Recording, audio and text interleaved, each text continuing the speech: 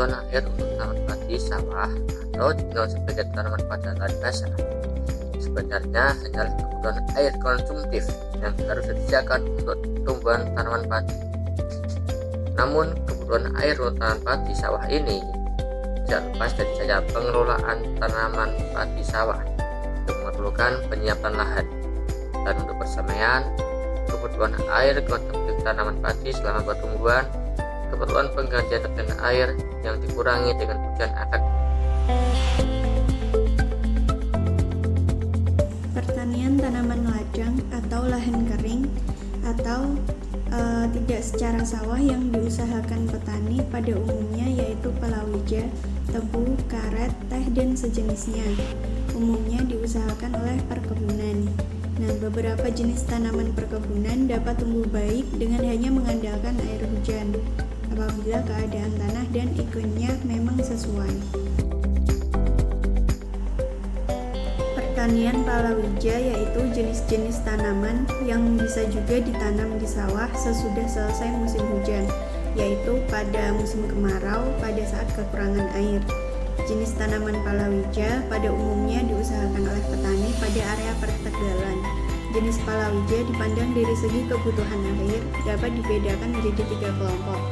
Secara garis besar, yang pertama yaitu palawija yang butuh banyak air, misalnya bawang, kacang tanah, dan ketela. Kemudian yang kedua ada palawija yang butuh sedikit air, misalnya cabai, jagung, tembakau, dan kedelai. Yang ketiga ada palawija yang butuh sangat sedikit air, contohnya yaitu ketimun dan membayu.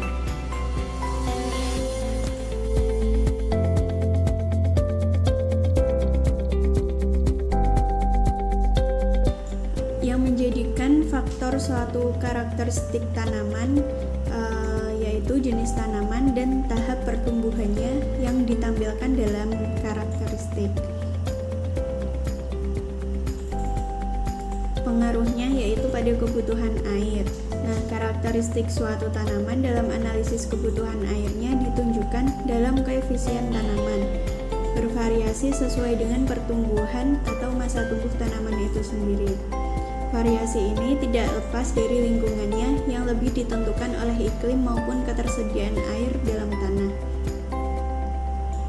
Kadar air dalam tanah sebagai ketersediaan air bagi tanaman.